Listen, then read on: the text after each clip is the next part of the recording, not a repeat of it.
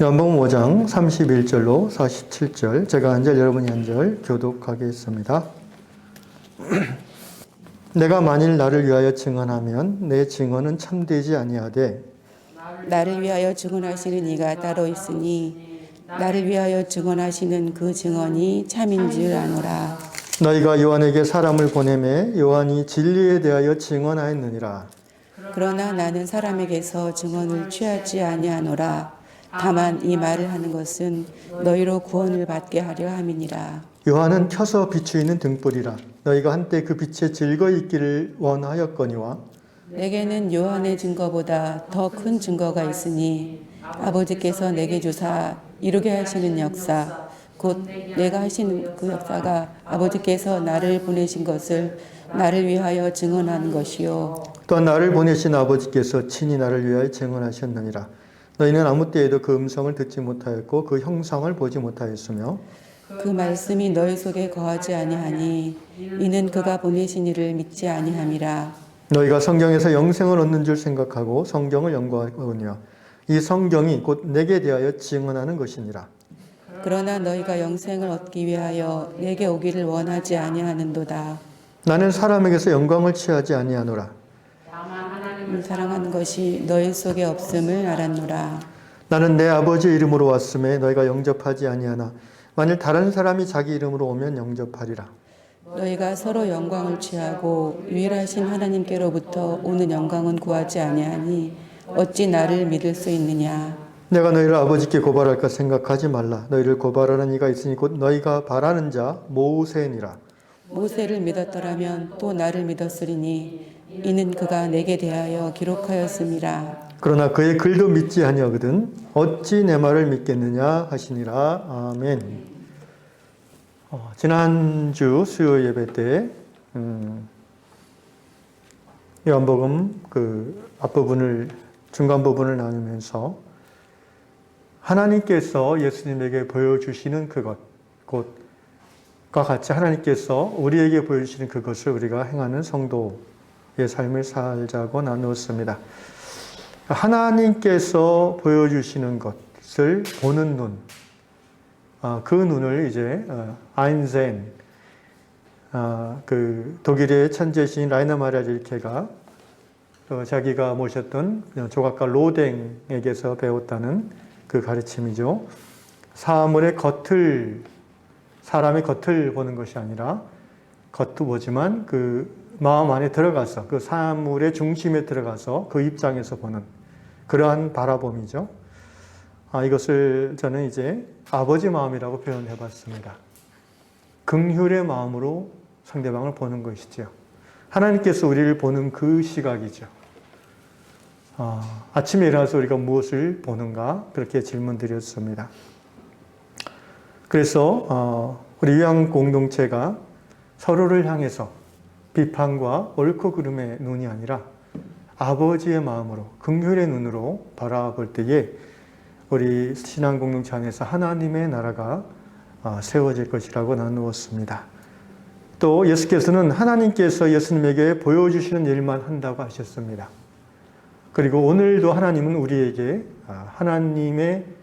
하나님께서 우리에게 보여주시는 그것을 행하기를 원하십니다. 그리고 하나님께서 우리에게 보여주시는 이유는 우리가 그 일을 행하고 또 할 수 있기 때문이라고 말씀드렸습니다.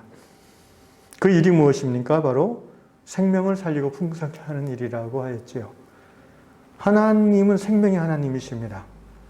하나님은 생명을 살리기를 기뻐하시고 또 구원하실 뿐 아니라 풍성케 하시는 하나님이십니다. 예수께서 이 땅에 오신 목적은 생명을 살리고 풍성케 함이라고 요한복음 10장에서 가르쳐 주셨습니다. 그러므로 아버지의 마음을 가지고 서로를 바라볼 때 우리는 생명을 살리는 공동체를 이루어갈 수 있고 또 우리가 가정과 일터 현장에서도 이 아버지의 마음으로 그리고 아버지께서 우리에게 보여주시는 사람을 향해서 이 생명을 살리는 삶을 살아갈 수 있다고 하였습니다. 오늘은 이제 5장의 마지막 부분인데요. 예수님의 증거, 예수님을 증거하는 세 가지 증거라고 제가 제목을 정하였습니다.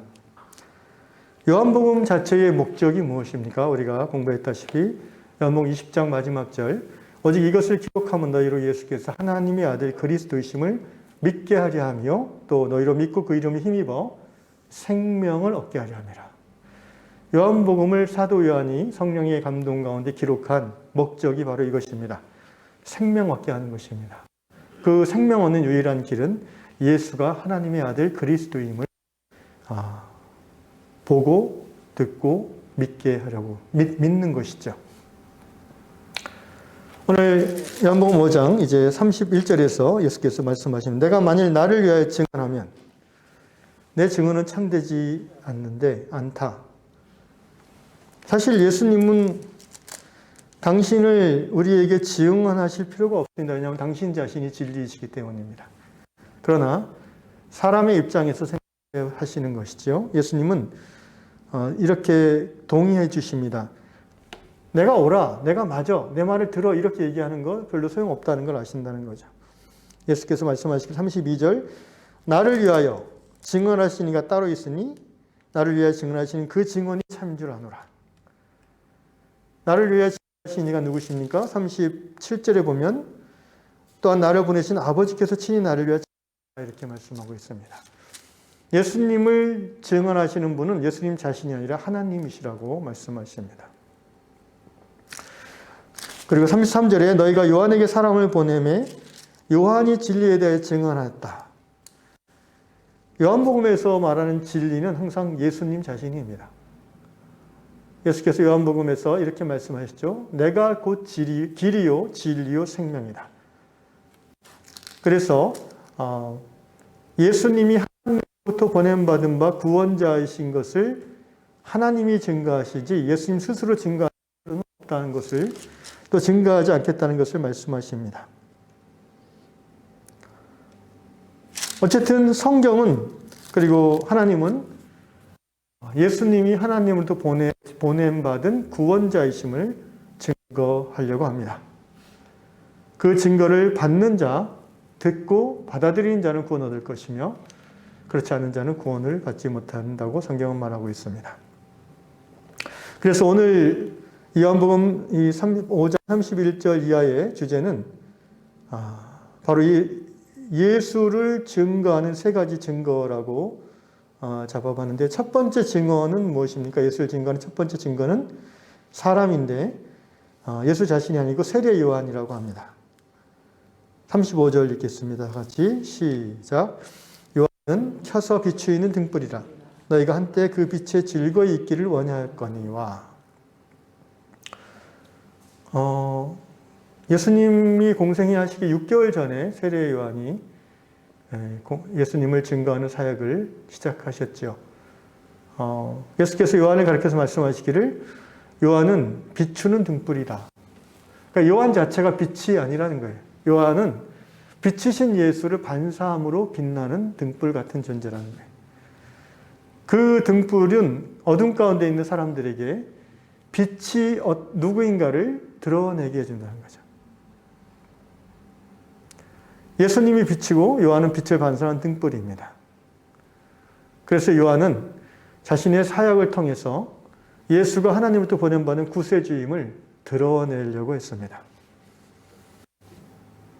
요한뿐이겠습니까? 예수를 따른 우리 모든 오늘 우리 시대에 세례 요한과 같은 등불의 삶을 살아야 되겠죠.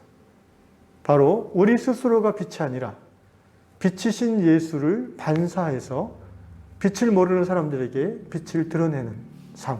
이것이 바로 세례 요한적인 증인의 삶입니다. 이 증인의 삶을 우리가 삶에 있어서 정말 중요한 태도 중에 하나가 세례 요한의 태도죠. 요한복음 3장 30절에서 세례 요한은 무슨 말을 했냐면은 예수님을 보고 바로 세상 하나님 어린 양이로다 말씀하시면서 그는 흥해하겠고 나는 쇠하리라 말씀하셨어요. 그는 흥해하겠고 나는 쇠하리라. 예수님의 이름은 드러나야 되겠고 내 이름은 감춰져야 되겠다는 거죠. 우리가 예수를 증거하고 예수를 전한다 하면서 결과적으로 자신의 이름은 드러나는데 예수의 이름은 오히려 손가락질 받는 그런 일들이 많이 일어나고 있습니다. 세례 요한은 그렇게 하지 않았습니다. 세례 요한은 자신의 제자들이 예수님에게 넘어가는 것에 대해서 오히려 기뻐했습니다. 그는 흥해야 되겠고 예수님은 더 드러나고 더 사람들이 많이 그를 따르고 더 사람들이 그를 주목해야 되겠고 나는 역사의 뒷면으로 조금씩 사라져 가겠다. 이것이 바로 예수를 전하는 예수의 증인되는 모든 그리스도인의 삶의 자세일 것입니다. 두 번째 증언은 어떤 증언입니까? 요한복음 5장 36절 예수께서 말씀하십니다. 내게는 요한의 증거보다 더 큰 증거가 있으니 아버지께서 내게 주사 이루게 하시는 역사 곧 내가 하는 그 역사가 영어번역에는 이게 일, 워크로 되어 있습니다. 역사, 일. 아버지께서 내게 주사 이루게 하시는 하나님의 일이죠. 곧 예수님이 공생애 중에 행하시는 그 일, 그것이 바로 나 예수가 아버지로부터 보냄받았다는 것을 증거한다는 거예요. 세례 요한을 통해서 예수가 하나님의 그리스도인 것을 증언했고, 두 번째로는 내가 하는 일이 바로 내가 하나님의 아들, 내가 그리스도인 것을 증언하는 것이다. 자, 예수님이 어떤 일을 하셨어요? 예수님은 공생애 중에 말씀을 전하셨죠. 그리고 사람들을 어떻게 하셨습니까? 고치셨고 먹이셨고 그분의 삶 자체를 통해서 사람들은 굉장한 매력을 예수에게 느꼈습니다. 바리새인이나 그 당시 제사장들은 다른 스타일이었죠. 아주 달랐죠. 사람들은 그 예수의 말씀을 들으면서 그에게 바리새인들, 사두개인들에게 없는 권세가 있다는 것을 깨닫기 시작했어요. 그리고 병든 자를 고치고 소경을 눈뜨게 하고 앉은 병을 일으키는 예수의 그 일을 보면서 역사하신 걸 보면서 그가 하나님의 아들일지도 모르겠다라고 사람들은 생각하기 시작했습니다. 한마디로 예수의 삶은요, 하나님의 말씀을 이루어가는 삶이었어요. 곧 구약 성경에 나타난 메시아 예언을 이루어가는 삶이었죠. 그래서 예수님이 하시는 일, 곧 예수님의 삶 자체를 보면 생각이 있는 사람은 그가 메시아, 곧 구세주, 그 그리스도임을 생각하게 된다는 거죠. 받아들이게 될 수밖에 없다는 것입니다. 결국은 우리의 삶의 내용이 우리 안에 있는 예수를 증거하게 됩니다. 예수님이 당신의 삶을 통해서 당신이 하나님의 아들 그리스도임을 증거했던 것처럼 오늘 예수를 따르는 우리들도 우리 안에 있는 예수를 드러내는 그 통로는 결국 우리의 삶이라는 것입니다. 그 삶은 어떤 삶이어야 됩니까? 예수님처럼 말씀을 이루는 삶이어야 됩니다. 예수님은 이제 좀 이따 다시 얘기하겠지만 구약 성경에 나오는 모든 메시아의 예언에 대한 말씀을 다 이루셨어요. 오늘 우리는 그러므로서 예수는 당신이 하나님의 아들 그리스도임을 증거하셨죠. 오늘 우리는 예수를 따르는 제자로서 예수의 말씀 우리 삶에서 이루어감으로 예수를 모르는 사람들에게 예수가 하나님의 아들 구원자임을 증거하는 그런 사명을 가지게 됩니다. 그 한자로 보면요, 말씀 원자에 이룰 성자 있죠? 이게 이제 성실하다 할 때 성자 아니겠습니까? 결국 말씀을 이루는 삶을 살면은 성실, 열매를 맺는다. 이렇게 해석할 수가 있겠어요. 하나님의 말씀, 성경의 말씀대로 그 말씀을 이루어가는 삶을 살고자 하는 자는 열매를 맺겠다. 그 열매는 뭐예요? 예수를 증거하는 거죠. 그 예수님이 당신의 삶, 당신의 이 일 자체가 예수님을 증거한다고 이야기하신 것을 우리가 오늘 우리 시대에 우리에게 적용하면 그렇게 할 수 있다는 것이, 그렇게 해야 된다는 것입니다. 그리고 이제 마지막으로 세 번째, 그럼 예수가 그리스도임을 증거하는 것이 무엇인가? 37절 보겠습니다. 시작. 또한 나를 보내신 아버지께서 친히 나를 위하여 증언하셨느니라. 저희는 아무 때에도 그 음성을 듣지 못하였고 그 형상을 보지 못하였으며 그 말씀이 너희 속에 거하지 아니하니 이는 그가 보내신 이를 믿지 아니함이라. 너희가 성경에서 영생을 얻는 줄 생각하고 성경을 연구하거니와 이 성경이 곧 내게 대하여 증언하는 것이니라. 세 번째 예수가 그리스도임을 증거하는 것은 성경이라고 합니다. 예수님이 직접 하신 말씀입니다. 성경. 여러분, 성경은 책인가? 성경은 한마디로 예수가 구원자임을 증거하는 책입니다.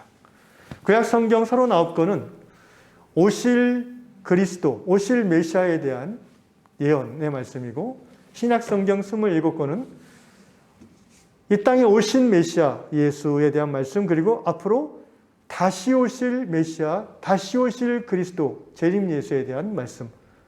그러니까 성경 66권을 예수를 중심으로 표현하면은 앞으로 오실 예수님에 대한 예언과 와서 활동하시는 예수에 대한 예언과 말씀과 그리고 다시 오실 예수에 대한 말씀, 이렇게 간단하게 요약할 수 있겠습니다. 성경이 예수님이 그리스도인 것을 증거한다. 39절, 이 성경이 내게 대하여 증언하는 것이다. 예수님 당시 성경은 구약밖에 없었어요. 그죠? 39권이죠. 이 39권으로 규정된 것도 사실 이제 주후 90년경인데, 어쨌든 주로 성경이라 했을 때는 예수님 당시에 바리새인들은 모세오경을 창세기부터 이제 신명기까지 모세오경을 생각을 했고, 좀 더 확장해서 받아들이자면 이제 예언서라든가 시가서 같은 것들까지도 받아들였습니다. 여러분, 그 구약 성경은 말씀드린 것처럼 예수에 대한 예언으로 가득 차 있습니다. 근데 놀라운 것은요, 현재까지 발견된 구약 성경에 드러난 앞으로 짧게 잡아서 한 600년 후, 길게 잡으면 한 1500년 후, 2000년 후에 오실 그 구세주, 그 구원자에 대한 구약의 예언이 한 300개 정도가 지금까지 발견됐습니다. 몇 개라고요? 300개. 네. 근데 여러분, 그 300개의 예언 중에 대부분이 이루어졌고, 이제 재림하실 거에 대해서는 아직 이루어지지 않고 기다리고 있죠. 예를 들어서 이 메시아가 이 땅에 태어날 거다, 사람으로. 그에 대한 예언이 언뜻 봐도 한 9개 정도가 있어요. 이사야서 7장 14절, 처녀가 잉태하여 아들을 낳을 것이다. 그 이름을 임마누엘이라 하리라. 이 마태복음 1장 23절에 성취됐다고 인용돼서 나옵니다. 그래서 여러분이 다 들어봄직한 성경의 말씀드려요. 이사야 9장 6절, 그분이 전능하신 하나님이라고 불려질 것을 예언하고 있고요. 요한복음 10장 30절에서 그 말씀이 이루어졌습니다. 주님께서 유대의 나라 중에 어느 작은 마을에서 태어날 것을 구약성경 미가서는 5장 2절에서 베들레헴에서 태어날 것을 예언하고 있어요. 미가서는 예수님 오시기 몇백 년 전에 쓰여진 예언서잖아요. 정말 예수님은요, 베들레헴에서 태어나셨어요. 우리가 보통 나사렛 예수라고 부르는데, 그것은 예수님이 어린 시절 자랐던 동네 이름이고, 사실 예수님이 태어난 곳은 예루살렘 근교의 베들레헴이라는 마을입니다. 베들레헴, 빵집이라는 뜻의 그 동네죠. 이 메시아가 다윗의 가계에서 나올 거다라는 예언은 구약 성경에 많이 나와 있습니다. 사무엘하 7장, 에레미야 23장 많이 나와 있죠. 다 이루어졌죠. 이 메시아로 태어난 사람이 이집트에 잠깐 살다가 다시 돌아오라는 부름을 받을 것이다라는 예언이 호세아서에 나옵니다. 실제 그랬죠. 호구 조사를 피해서 요셉과 마리아가 예수님을 데리고 이집트로 잠깐 피난 갔다가 다시 돌아오는 이야기가 있습니다. 이렇게 하나하나 따지자면 밤새 얘기해도 끝이 없습니다. 주님의 지상사역과 관련된 예언이 한 20개 정도 구약에 나오고요. 그 다음에 주님이 죽으시고 십자가에 달려 죽으실 것에 대한 예언이 14개 정도가 구약 성경에 나와 있고요. 어쨌든 이 수백 개의 예언이 몇백 년, 1000년, 1500년 후에 이루어졌다는 것이 성경이 정말 사람이 쓴 게 아니라는 것을 증거하는 확실한 증거라고 생각을 합니다. 어떤 사람이 수학 교수가 계산을 해봤습니다. 이 수학자 피터 스토너라는 교수가 예수님이 이제 그 메시아로서 이 땅에 오실 초림이죠. 첫 번째 오실 것에 대한 구약의 8가지 예언이 이루어진 것이 이제 40몇 개인데 사실은 그 중에 8가지가 확실히 이루어졌다고 보고 그것을 수학적으로 가능성을 계산해 봤어요. 8가지 예언이 몇백 년 후에 일어날 수 있는 100% 다 이루어질 수 있는 확률, 그것이 맞을 확률 10의 17승분의 1이라고 계산이 나왔습니다. 10의 17승분의 1이면 여러분이 상상이 잘 안 가는데 이렇게 설명했습니다. 그 텍사스주, 미국의 텍사스주가 우리 대한민국의 한 3배 정도 된대요. 그 텍사스주 전체에다가 1센트짜리 1달러짜리 동전을 60cm 두께로 다 덮어요. 그게 10의 17승계입니다. 그죠? 근데 그 중에 한 가지의 X표를 해요. 그리고 어떤 시각장애자를 텍사스 전체를 막 돌아다니게 하다가 우연히 하나 10의 10승계 하나를 딱 잡았는데 그거에 나올 확률이 10의 17승분의 1이라는 거죠. 한마디로 it is impossible. 불가능하다는 거죠. 8가지 예언이 수백 년 내에 다 이루어질 확률도 제로인데 하물며 수백 개의 예언이 이루어질 수 있고 이루어졌다는 것은요. 이것은 인간의 이성과 과학으로 설명할 수 없다는 것을 바로 하나님의 말씀이라는 것을 우리는 받아들일 수밖에 없습니다. 성경은 구약 성경은 예수님이 하나님의 보내받은 구원자 그리스도이심을 증언하고 있습니다. 그런데 이제 재미있는 말씀을 하십니다. 37절부터 다시 보겠습니다. 또한 나를 보내신 아버지께서 친히 나를 위하여 증언하셨느니라. 너희는 아무 때에도 그 음성을 듣지 못하였고 그 형상을 보지 못하였으며. 여기서 너희가 누구냐면요. 지금 5장 앞에서 예수님하고 논쟁하는 바리새인들이에요. 예수님께서 안식일에 38년 된 병자를 고친 내용이 5장 앞부분에 있잖아요. 안식일에 고쳤다고 해서 또 바리새인들이 막 이제 들고 일어나죠. 예수님이 잡혀서 죽은 중요한 이유 중 한 가지가 안식일 계명을 어겼다는 겁니다. 그에 대해서는 지난 주일 설교 때 제가 설명을 많이 드렸습니다.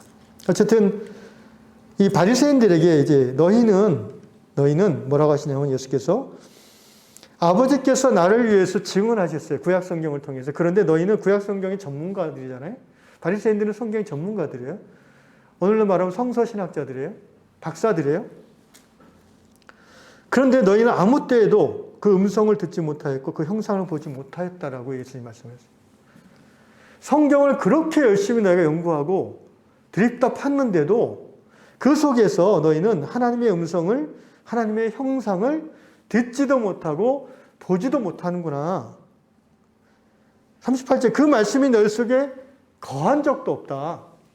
거하다는 것은 뭐예요? 이 영어 성경에는 dwell, 집 짓고 산다는 거예요.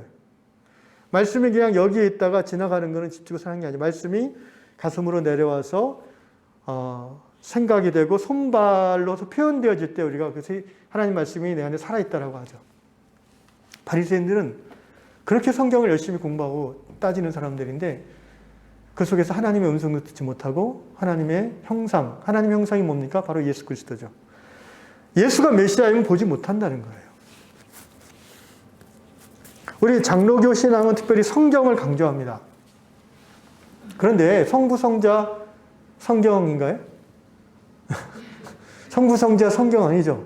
성부성자 성령입니다. 근데 요새는 그런 교회가 있는지 모르겠는데 성경을 십독하면 집에 우환이 없어질 겁니다. 이렇게 얘기하시는 옛날 목사님도 들어봤고 성경을 한번 정성껏 쓰면은 자녀가 잘 될 겁니다. 거의 뭐 이게 기독교의 수준을 메아리 점집 수준으로 이렇게 끌어내리는 그런 성경이 우리를 구원하는 게 아니에요, 여러분. 그러니까 이게 말을 잘 들으셔야 이게 오해가 없어요. 또 나중에 또 저한테 뭐라 하시면 안 돼요. 잘 들으세요. 성경 책이 구원을 주는 게 아니에요. 이건 그냥 책이에요. 그냥 이거는 종이에 문자가 적힌 거잖아요. 이 속에 있는 이 내용을 우리가 읽고 듣고 묵상하고 공부하고 실천하는 중에 이 안에 있는 그리스도 예수를 우리가 음성을 들을 때, 이 안에 드러나는 예수님의 얼굴이 우리 눈에 드러날 때, 보일 때, 이 예수님의 말씀이 살아서 내 안에 숨쉬고 내 안에 자리 잡고 나를, 내 생각을 바꾸어 가기 시작할 때에 구원이 임하는 겁니다. 성경이 나를 구원하는 것이 아니라 성경에 드러난 예수 그리스도가 나를 구원하십니다. 성경을 무슨 이렇게 그 옛날 이스라엘 백성들이 그 모세가 얘기했던 그 불뱀을 단 장대를 막 신주단지 모시듯이 섬겼다고 하는데 성경을 그런 식으로 받아들이면은 굉장한 오해입니다. 이건 그냥 하나님이 우리에게 주신 구원의 내용을 적은 책이에요. 이 책 자체가 우리를 구원하는 게 아니라 이 책을 아무리 드립다 파고 읽고 박사학위를 이 책을 통해서 몇 개를 받아도 이 안에서 예수의 음성을 듣지 못하는 사람은 구원을 받지 못해요. 하나님의 형상을 발견하는 자만이 구원을 얻는 거예요.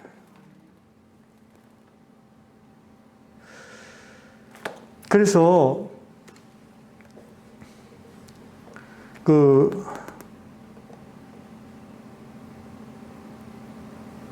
40절 그러나 너희가 영생을 얻기 위하여 내게 오기를 원하지 아니하는도다. 성경은 열심히 읽고 묵상하는데 예수님에게 나아오지 않으려고 합니다. 왜 그럴까요? 41절 나는 사람에게서 영광을 취하지 아니하노라. 너희들은 자꾸 사람에게서 영광을 취하려고 하는구나 이 말이에요. 42절 다만 하나님을 사랑하는 것이 너희 속에 없음을 알았노라. 예수님이 바리새인들에 대해서 굉장히 좀 심한 말씀을 많이 하셨습니다. 복음서에서. 심지어 너희 아비는 마귀다 이렇게 얘기도 하셨고요. 마태복음 끝부분에 가면 바리새인들에게 쌍욕을 하셨어요. 왜 그렇게 바리새인들을 미워하는지 아세요? 그들이 많이 아는 사람이었기 때문에 그래요. 많이 아는데 그 알물 가지고 모르는 무지한 백성들을 걸어 넘어뜨리는 역할을 했기 때문에 그래요. 비난하고 정죄했다는 거죠. 자기들도 그렇게 아는 것을 다 실천하지 않으면서 알지도 못하고 실천하지 못하는 사람들을 우습게 여기고 비난했다는 거예요.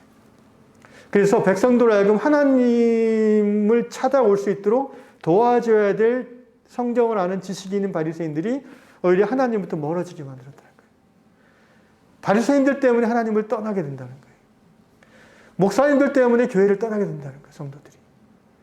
그럴 수도 있다는 거예요. 장로, 권사, 집사님들 때문에 교회에 안 나오는 사람이 많을 수 있다는 거예요. 우리는 이 부분을 심각하게 받아들여야 됩니다. 오늘 한국교회의 가나안 성도가 100만이 넘는다고 합니다. 가나안 성도가 뭔지 아세요? 안 나가. 네, 거꾸로 하면 안 나가. 교회 안 나가. 이건 뭐 일제시대 무교회주의도 아니고요. 그냥 안 나가. 교회 하면 안 나가. 우리 아버지 때문에 안 나가. 우리 엄마 때문에 안 나가. 목사님 때문에 안 나가. 물론 이제 어린 신앙이 상처받아서 그런 건데 이게 결국은 먼저 믿은 우리의 잘못이라고 우리가 고백하고 저는 우리 한 공동체가 가나안 성도가 좀 찾아올 수 있는 편안한 교회면 좋겠어요. 어떻게 하면은 가나안 성도가 소문 듣고 찾아오는 교회가 될까? 지난주에 말씀 나눴던 그 아버지 마음으로 서로를 대하는 교회면 그렇게 될 거라고 믿습니다. 서로를 옳고 그름의 잣대로 보지 않고 긍휼의 눈으로 바라보는 교회. 나와 너가 다름이 나는 옳고 너는 틀렸어가 아니라 우린 참 하나님 안에서 다양해 라고 받아들일 수 있는 그런 넓은 마음을 가진 신앙을 가진 성도들이 이 교회에 많이 세워진다면 교회에서 상처받은 사람들이 교회에서 치료받아야지 어디를 치료받겠습니까? 그런 요양교회가 될 수 있기를 제 이름으로 축원합니다. 41절 이하에 보니까 지금 예수님 바리새인들 향해서 42절 나는 하나님을 사랑하는 것이 너희 속에 없음을 알았다. 43절 나는 내 아버지 이름으로 왔으면 너희가 영접하지 아니하나 만일 다른 사람이 자기 이름으로 오면 영접하리라. 이게 무슨 말씀이냐면요. 내가 진짜인데 진짜는 영접 안 하고 가짜는 너희가 잘 받아들이는구나 이 말이에요. 예수님이 지금 이 말씀하실 때 약간 좀 제 느낌에 씁쓸하신 것 같아요. 내가 진짜 내가 진리고 내가 하나님의 보냄받은 바 그리스도인데 너희는 나에 대해서 써놓은 구약 성경을 달달 외우는 사람인데 왜 나를 안 받아들이니? 이 말씀인 거예요. 근데 역사 속에서 가짜 메시아들은 잘 받아들이더구만 바리새인들 너희들 이러면서 왜 그런지 아니? 너희가 하나님을 사랑하지 않기 때문에 그래. 그리고 너희가 사람에게서 영광 취향을 너무 좋아해서 그래. 바리새인들은 왜 기도할 때 주로 어디서 한다고 나와요? 복음서에? 네. 사람 많은 시장 한복판에서 이렇게 금식한 후에 이제 막 이렇게 초췌한 모습과 함께 그러면 이제 이 사람들이 지금도 그런 거에 약해요. 겉으로 드러나는 그런 거 있잖아요, 사람들. 이렇게 40일 금식, 40년 새벽 기도, 이런 거에 약해요. 그거 자체가 틀렸다는 거 아니에요. 굉장히 훌륭한 경건의 습관인데, 그게 자기를 드러내는 것으로 쓰일 때는 잘못되는 거죠, 그러면. 근데 예나 지금이나 사람들은 눈에 보이는 거에 약해요. 귀에 들리는 거에 현혹돼요. 예수님은 지금 그래서 씁쓸하신 거예요. 44절 너희가 서로 영광을 취하고 유일하신 하나님께로부터는 영광을 구하지 아니하니 너희가 사람의 영광에 취해 있어서 하나님의 영광을 보는 눈이 없으니 어찌 나를 믿을 수 있겠느냐. 내가 너희를 아버지께 고발할까 생각하지 말라. 너희를 고발하는 이는 너희가 그렇게 떠받드는 모세다.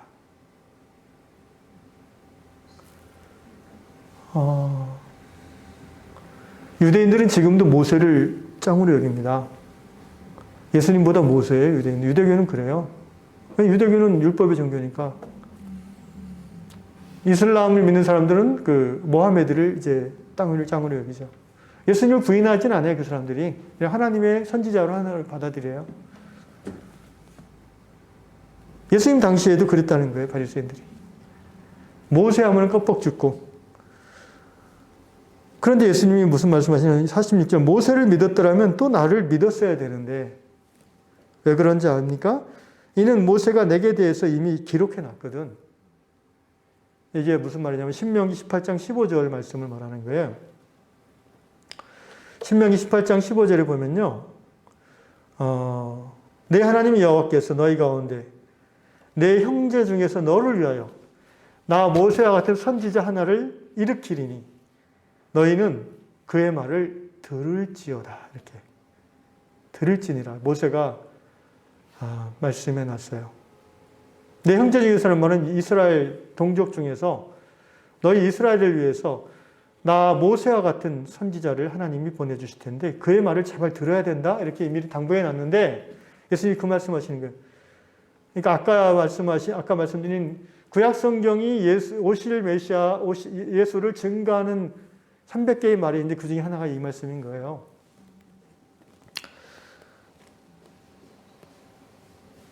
근데 47절 그러나 그의 글도 믿지 아니하거든.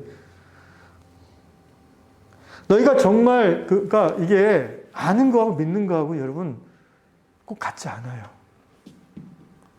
성경을 많이 안다고 해서 믿음이 꼭 좋은 게 아니에요. 그 아는 거 가지고 자기 장사하는 사람 많아요. 근데 초등학교도 안 나와서 글도 모르는데 성경을 잘 모르는데 믿음은 깊을 수가 있어요. 이게 참 놀라운 거죠. 그래서 우리가 성경을 이제 읽고 듣고 연구하고 공부하고 할 때에 정말 우리가 기도해야 될 게 뭐냐면요.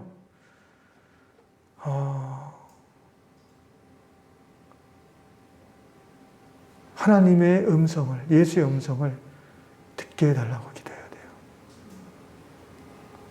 성경을 100독을 하든 10독을 하든 그건 다 좋은 건데 한 번이라도 읽을 때 또는 성경 말씀을 이렇게 설교를 통해서 귀로 들을 때에 또는 성경 공부 바이블 스터디 할 때에 예수의 음성이 내 가슴에 울려 퍼지게 해달라고. 그 글자 속에 예수의 얼굴이 확대돼서 내 눈에 클로즈업 되게 해달라고. 그래서 그 말씀이 살아 역사에서 내 심장에 박혀서 그 말씀대로 살지 않고는 내가 견딜 수 없어서 하나님 앞에서 통해 자복하면서 나의 모든 말씀에 거슬리는 삶의 습관들이 끊어지고 하나님 앞에 나아가 말씀대로 살아갈 수 있는 그런 갈망, 그런 간절함, 할렐루야. 그걸 가지고 성경을 읽고 공부하는 거지. 그냥 지식으로만 성경이 내 안에 들어가면. 그래서 이제 그걸 묶음밭이라고 보통 표현해요. 교회 오래 다니는 분들이 이 묶음밭이라고 그래요. 성경에 대해서 뭐 다 박사들이에요. 성경 공부 가르치기도 하고.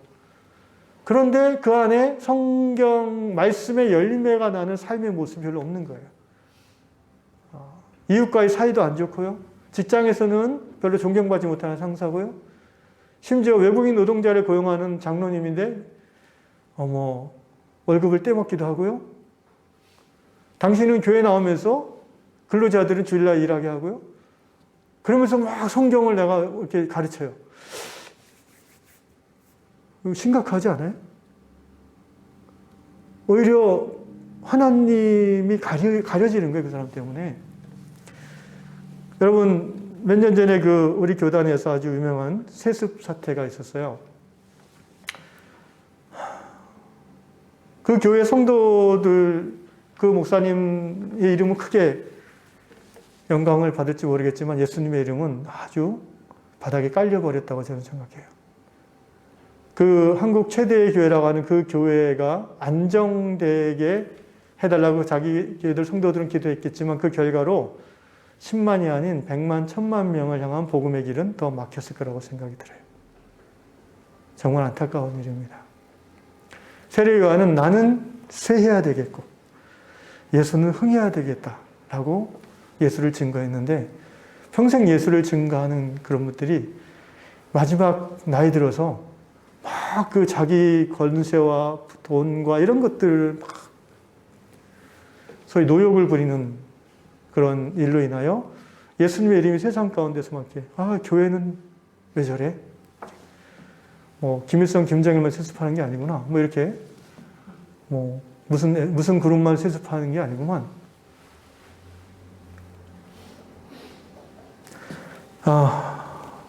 우리가 이 밤에 기도하고 싶은 것은요.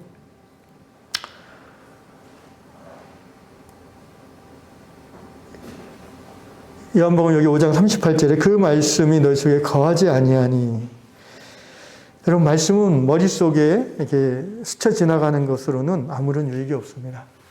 하나님 말씀이 예수를 증거하는 말씀이기 때문에 예수가 말씀 속에서 보여야 되고 들려져야 되는 줄로 믿습니다. 그렇지 않으면 우리 삶이 변하지 않아요. 우리 삶이 예수를 증거하는 말씀을 이루어가는 성실의 삶으로 나아갈 수가 없다는 것입니다. 오늘 우리 요양의 성도들이 일주일에 예배를 정말 우리가 7번 드리잖아요. 아마 우리 성도들 중에는 7번 다 듣는 분이 있을 거예요. 참여하는 분이. 벌써 몇 달 됐잖아요. 여러분의 삶 속에 말씀대로 말씀원이 이루어지는 열매실, 성실이 어떻게 나타나는지 우리가 좀 돌아볼 필요가 있습니다. 우리 이 밤에 찬양하면서 예수님 앞에 간절히 좀 기도하면 좋겠습니다.